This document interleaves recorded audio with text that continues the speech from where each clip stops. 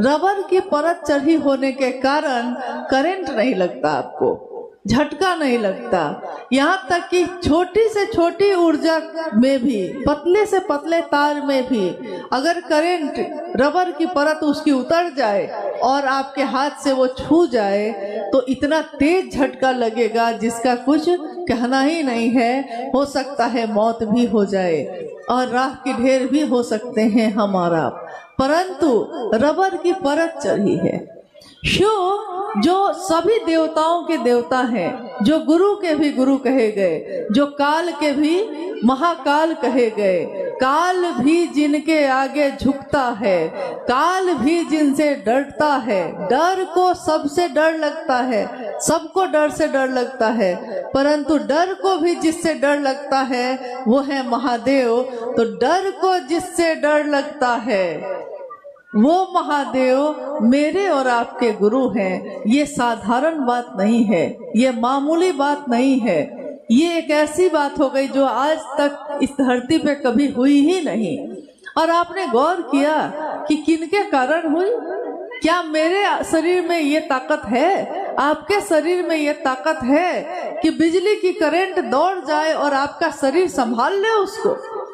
एक साधारण मानव के शरीर में यह ताकत नहीं हो सकती, परंतु साहब श्री हरिनानंद जी के मानव तन में, उस शरीर में, जिस शरीर के लिए कहा गया कि मरणशील ये काया है, अमर आत्मा है मरणशील काया, ये काया जो है, ये शरीर जो है, इसकी मौत होती है, परंतु उस जीवात्मा की, उस दिव्यात्मा की मौत नहीं होती जो उस मानव तन में रहते हैं, फिर निकल जाते हैं, फिर संचरित होते हैं।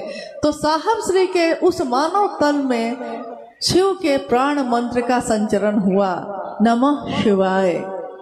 नमः सांसों के साथ आया और हवा के झोंके के साथ आया हुआ सांस में चढ़ा, सांसों से फिर उतर गया शिवाय। नमः और शिवाय यानी शिव का प्राण मंत्र, ये किस मानव तन में आया? न मेरे शरीर में आया, न आपके शरीर में आया, ये आया साहब शिव के शिष्य साहब हरिनानंद जी के शरीर में, उनके श्वासों के साथ आया। और तब जिस तरह एक ट्रांसफार्मर में बिजली की सप्लाई की जाती है, बहुत तेज ट्रांसफार्मर जो बिजली के सारे ऊर्जा को संचय करता है और क्षमता के अनुकूल, क्षमता जिस तार की जितनी है, किसी में अगर 20 वाट का है, 20 वाट का बल्ब है तो ऊर्जा उसमें 20 वाट की ही जाती है, किसी में अगर 60 का है तो 60 का ही जाता है। अगर 60 का चला जाए 20 में तो बल्ब ब्लास्ट कर जाता है। यानी वो ऊर्जा जो अक्षय स्रोत है, मेरी और आपकी क्षमता को देखकर ही संचरित होती है, जो हम बर्दाश्त कर पाते हैं। और अगर मात्रा बढ़ जाए तो क्या होता है जानते हैं? बहुत पहले पटना में साहब रहते थे, उस समय एक गुरु भाई ने एक दिन कहा साहब से कि मैं महादेव की दया को देखना चाहता हूँ, महसूस करना चाहता हूँ, मैं चाहता हूं कि महादेव की दया कैसे होती है हमको समझ में आए। साहब ने कहा चलिए, आपकी यही इच्छा है तो यही होगा।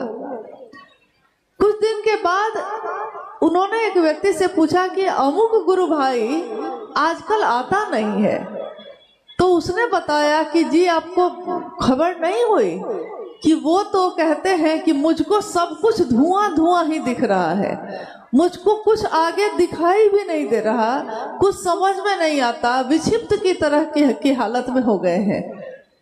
खैर साहब ने फिर बुलवाया और कहा कि दया की जो मात्रा दी थी वो वापस लेता हूँ। हंस के उन्होंने कहा उस दिन, यार दया तो मैं भी कर सकता हूँ, लेकिन मात्रा कितनी होनी चाहिए ये मुझको पता नहीं है, कभी मात्रा बढ़ जाती है, कभी घट जाती है। तो देखिए थोड़ी सी दया निश्रित हुई, महादेव की तो धुआं धुआं ये जगत दिखता है। थोड़ी सी दया निश्रित हुई महादेव की तो सब कुछ लगता है आसमान में ही उड़ रहे हैं, पता ही नहीं चलता है धरती का। तो जब वो पूरी की पूरी दया अगर करने लगे तो हमारा आपका क्या होगा। इसलिए महादेव की दया भी उतरती है हमारे जीवन में, लेकिन हमारी क्षमता को देखते हुए धीरे धीरे रे मना धीरे सब कुछ होए। माली सींचे 100 घरा ऋतु आए फल होए। माली तो 100 घरा भी सींच दे तो क्या होगा, ऋतु आने पे ही तो फल होगा। और गुरु हमारे शरीर के, हमारे जीवन के सारे जो अवगुण है उसको इस तरह से एक सुंदर स्वरूप दे देते हैं, जिस तरह गुरु कुम्हार, शिष्य कुंभ है। गुरु क्या है, गुरु की इच्छा के अनुसार कुंभ यानी मिट्टी का वो ढेर, कुंभ गुरु की इच्छा के अनुसार जिस तरह कुम्हार अपने हाथों को हिलाता भी नहीं है और उसके मन की इच्छा के अनुसार बर्तन बनते चले जाते हैं, कभी कटोरी, कभी तस्करी, कभी कुछ, उसी तरह गुरु की इच्छा के अनुरूप शिष्य का जीवन भी ढलता चला जाता है। हम सिर्फ शिष्य भाव में खड़े रहें तो महादेव हमको अपने अनुसार बना ही लेते हैं। हमको महादेव नहीं बनना है, वो महादेव ही हमारे आपके जैसा बन जाता है। यानी वो अपनी क्षमता को इतना नीचे करते हैं कि हम उनको महसूस कर पाए। अगर शिव अपनी समग्र शक्तियों के साथ प्रकट हो जाए तो धरती बचेगी भी नहीं, तो हम देख कहाँ से पाएंगे। इसलिए उस महागुरु महादेव को हमने अपना गुरु बनाया है, जिनके कारण आज हमारा आपका जीवन धन्य है। आइए हम सब उस महादेव को अपना शिष्य भाव अर्पित करें। हम सबका मन शिव की दया की अतल गहराइयों में समाहित होता रहे, डूबता रहे। और हमारे आपके बीच गुरु भाई अमरकांत जी हैं, इनके पास कुछ जिज्ञासाएं आई हैं, तो आइए हम लोग उन जिज्ञासाओं पे भी कुछ बात करते हैं, देखते हैं क्या जिज्ञासा आई है। हेलो हेलो हेलो हेलो एक जिज्ञासा आई है, पूजा पाठ से भिन्न है शिव की शिष्यता, कैसे? पूजा, यहाँ का साउंड गए, अच्छा। पूजा पाठ से भिन्न है शिव की शिष्यता। शिव की शिष्यता, पूजा पाठ का क्या मतलब आप समझते हैं? पूजा बहुत बड़ी चीज होती है। पूजा कौन करता है? अक्सर हम लोग देखते हैं कि कोई अगरबत्ती अगर दिखाने लगता है तो हम लोग कहते हैं कि भक्त है बड़ा, परंतु भक्त होना इतना आसान नहीं है। पूजा कौन करता है? जो भक्त होता है। सच्ची पूजा वही कही जाती है। और भक्त कौन होता है? कहा साहब ने कि जिसके मन में विचार आते हैं, विचार भी गहरे होते हैं, मजबूत होते हैं, तो भाव बनते हैं, भाव भी मजबूत होते हैं तो प्रेम बनता है, प्रेम भी बहुत गहरा होगा, प्रेम का चरमोत्कर्ष होगा तो उसको भक्ति कही गई। तो भक्त बन के पूजा करना आसान तो नहीं है। केवल अगरबत्ती जलाना ही तो पूजा नहीं होती। शिव की शिष्यता में हम क्या करते हैं? शिव की शिष्यता में हम, हमारे विचार में भी अगर शिव आ गए हैं, अच्छी बात है, बहुत सुंदर बात है, महादेव गुरु हैं, हम भी बनाते हैं। अगर मेरे विचार में भी ये बात आ गई है और वो भाव बन जाए, विचार में भी आ गई है तो अविश्वास बना रहेगा, परंतु विश्वास होने की संभावना भी रहेगी। और विचार अगर ठहर गया तो भाव बन जाएगा। भाव स्तर पे ही गुरु से संबंध बन सकते हैं, क्योंकि गुरु भाव सत्ता है तो शिष्य भाव जब तक नहीं होगा तब तक गुरु और शिष्य का रिश्ता बन नहीं सकता। परंतु प्रारंभिक अवस्था में हम लोग महादेव को गुरु मानकर बात करना शुरू करते हैं। क्या बात करते हैं हम? महादेव की पूजा में क्या करते हैं? महादेव की पूजा में हम क्या गाते हैं? कर्पूर गौरम करुणावतारम संसार सारम भुजगेंद्रहारम सदा वसंतम हृदयारविंदे भवम भवानी सहितम नमामि। मतलब आपकी उनकी सुंदरता की इतनी बखान है और वो माँ भवानी के साथ मेरे हृदय में बस जाए हमेशा हमेशा के लिए, इसकी कामना है।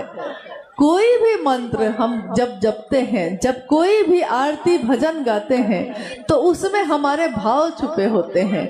शिव की शिष्यता में जब हम शिव चर्चा करते हैं, किसी से महादेव से दया मांगते हैं तो अपने मन के लिए मांगते हैं, अपने शिष्य भाव के लिए मांगते हैं।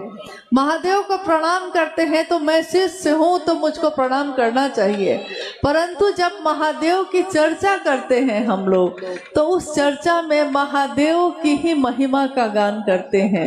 महादेव ऐसे हैं, महादेव वैसे हैं, महादेव इतने सुंदर, महादेव इतने अच्छे, महादेव जब से मेरे गुरु हुए मेरे जीवन की पीड़ा खत्म हो गई। पीड़ा है, पीड़ा हटी नहीं, पीड़ा तो है ही, परंतु पीड़ा का अनुभव खत्म हो गया।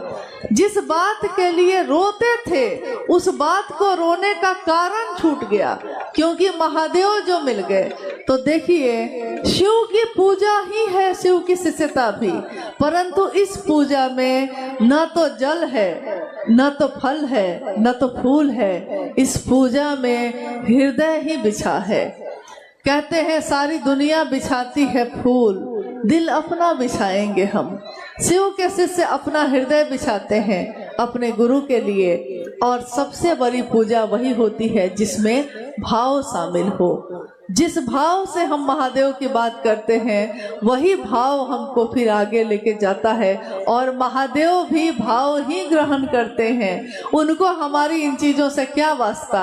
हम कुछ दे भी दे तो उनके लिए क्या इसका मतलब है?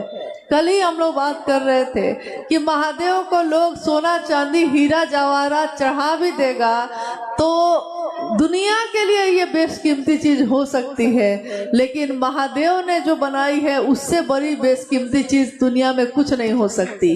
कौन सी चीज बनाई है उन्होंने? मिट्टी बनाई, मिट्टी की कोई कीमत आप नहीं दे सकते। उन्होंने जल बनाया, जल की कोई कीमत आप नहीं चुका सकते। जल आपकी प्यास बुझाता है, मिट्टी आपको पोषण देती है। अग्नि बनाई, अग्नि जो हमारे भूख को खत्म करती है। अग्नि ना हो तो भोजन कैसे बने, और भोजन बनता है तो हमारी भूख खत्म होती है। अग्नि ना हो तो हमको रोशनी कैसे मिले, तो रोशनी मिलती है। उसकी क्या कीमत दे सकते हैं? आग की क्या कीमत है? किसी के द्वारा चुकाई जा सकती है? ये नहीं चुकाई जा सकती। सबसे बेशकीमती चीज है वो सारी चीजें, हवा, वायु, प्राण चलाती है हमारी आपकी, हम उसकी कोई कीमत नहीं चुका सकते। क्या हम वायु से बढ़ के कोई कुछ चीज है मेरे पास जो हम महादेव को चढ़ा सकते हैं? आकाश बनाया, आकाश जो पूरे गैसों का समूह है, नीला दिखता है, परंतु इस आकाश का ओर छोर किसी को पता नहीं, अनंत है ये। हमको लगता है कि वहां मिलता है, लेकिन जितनी दूर जाते जाइएगा आकाश उतनी ही दूर होता जाता है। महादेव ने आकाश, वायु, अग्नि, जल और पृथ्वी जो बनाई, मिट्टी जो बनाई, उसकी कीमत इस जगत के लोग चुका नहीं सकते। तो हम उनको क्या हीरा मोती और सोना चांदी चढ़ाएंगे? हम उनको क्या दे सकते हैं? लेकिन हमारे हृदय का भाव दे सकते हैं, और हृदय के भाव की भी कीमत नहीं होती। प्रेम को खरीदा नहीं जा सकता। प्रेम हाट में बिकता नहीं है कि जाके खरीद लीजिएगा। आप इंसान के शरीर को खरीद सकते हैं, लेकिन उसके हृदय को नहीं, उसके मन की भावनाओं को नहीं खरीद सकते। वो बेमोल बिकती है, उसका कोई मोल नहीं। एक जिज्ञासा है, शिव चर्चाओं में शिव चर्चा करते करते गुरु बहन सब नाचने लगती है, क्या ये उचित है?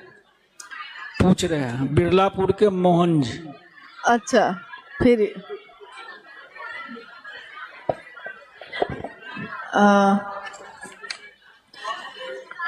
बिरलापुर के मोहन जी हैं, जिनकी ये जिज्ञासा आई है कि कहीं कहीं पे शिव चर्चा करने में लोग नाचने लगते हैं, क्या किया जाए? देखिए, नाचने के लिए बहुत सारी जगह बनी हुई है, नाच घर बना हुआ है, मतलब जहाँ डांस करते हैं लोग, आप वहाँ जाके कर सकते हैं। और हमारे घर में हर दिन कुछ ना कुछ होता ही है, किसी का मैरिज डे है, किसी का जन्मदिन है, किसी की शादी हो रही है, बेटा की शादी है तो नाचिए, बेटी की शादी है नाचिए, मेरी भी होगी तो शायद हम भी नाच लें। लेकिन महादेव की चर्चा हो तो मन को ना चाहिए, शरीर को थोड़ा स्थिर रखिए, क्योंकि गुरु का जो है नाम भी होगा हमी से और बदनामी भी होगी हमी से। यानी शिष्य के ऊपर ही टिका होता है कि वो अपने गुरु का नाम करेगा या गुरु का नाम कलंकित करेगा। शिष्य से ही गुरु को जाना जाता है। संत की ऊंचाई नापी नहीं जा सकती, परंतु गुरु की ऊंचाई नापी जा सकती है उसके शिष्यों को देखकर। उसके शिष्य कैसे हैं, क्या करते हैं, उसको देखकर बताया जाता है कि इसके गुरु कैसे होंगे। तो मेरे गुरु महादेव नटराज भी हैं, नृत्य के भी सम्राट हैं वो नटराज, लेकिन उनका जो नृत्य है, उनका जो नर्तन है, उससे पोषण पैदा होता है। अगर शिव के थाप न हो धरती पे तो यहाँ गेहूं की एक बाली भी पैदा नहीं हो सकती। तो महादेव की थाप से गेहूं की बालियां पैदा होती हैं, अनाज पैदा होते हैं। अगर आपके नृत्य करने से अनाज पैदा हो जाए तो जरूर करिए, लेकिन ऐसा होता नहीं है। इसलिए निवेदन है कि कम से कम शिव चर्चा को अपनी मनोकामना की जगह मत बनाइए। आपकी क्या कामना है ये आप अपने घर में पूरा करिए, लेकिन जब शिव चर्चा स्थल पे जाते हैं तो कृपया निवेदन है कि ऐसा कोई कृत्य मत करिए जिससे महादेव का नाम कलंकित हो, लोग देखकर हंसी उड़ाए। ऐसा कोई काम शिव का शिष्य नहीं करता। ऐसा नहीं है कि नृत्य करना खराब है, ऐसा बिल्कुल नहीं है। नृत्य तो मन अगर झूमता है तो नृत्य करते हैं लोग, गलत नहीं है ये। लेकिन शिव चर्चा स्थल के अनुसार कहाँ पे कर रहे हैं आपको हर चीज आपको मालूम है। आप जब गीत गाते हैं तो रेलवे स्टेशन पे बैठ के आप गीत नहीं गाने लगते, आप हॉस्पिटल में जाकर बाजा नहीं बजाते, आप रेलवे के अंदर ट्रेन के अंदर बैठकर जो मन हो सो नहीं कर सकते। यानी अनुशासन है हर जगह का। तो शिव चर्चा का भी एक अनुशासन है, और ये अनुशासन स्व अनुशासन है। स्वयं में ये अनुशासन होना चाहिए कि शिव का शिष्य वही करेगा जो उसके साहब दीदी ने कहा है, जो शिव के लिए कहा है। महादेव के लिए क्या करना, तो महादेव के लिए कर सकते हैं, करना चाहते हैं तो जरा अपनी जिंदगी को लुटा कर दिखाइए महादेव के लिए। नृत्य करना कौन सी बड़ी बात है, लुटाना है तो जिंदगी लुटा कर देखिए, क्योंकि लोग तो सामान लुटाते हैं, आप अपनी जिंदगी लुटा दीजिए महादेव के लिए। इससे सुंदर बात और क्या होगी। एक जिज्ञासा ये है, मंदिर के शिव, आप लोग सुनिए, बैठिए। ये जिज्ञासा अंतिम जिज्ञासा है जी। और इसके बाद आज का ये कार्यक्रम जो है समापन की ओर है, इसलिए कृपया ध्यान पूर्वक इसको सुनिए। और कार्यकर्ताओं से मेरा निवेदन है कि कृपया वो स्थिर हो जाएं। मंदिर के शिव और साहब के शिव में कोई अंतर है क्या?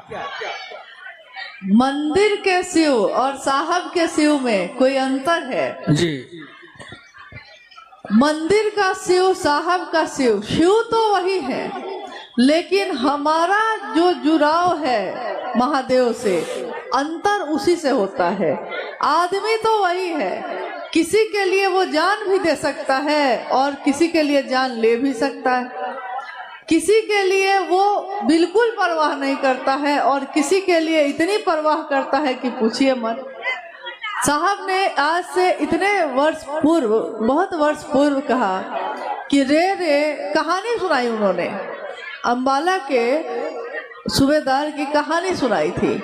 लेकिन उस कहानी की अंतिम पंक्ति यही थी कि उस अघोरी ने सूबेदार से कहा कि रे रे अपने शिव को छोड़, मेरे शिव को देख। अपने शिव को मतलब तुम्हारा जो रिश्ता है शिव से बड़ा कमजोर है।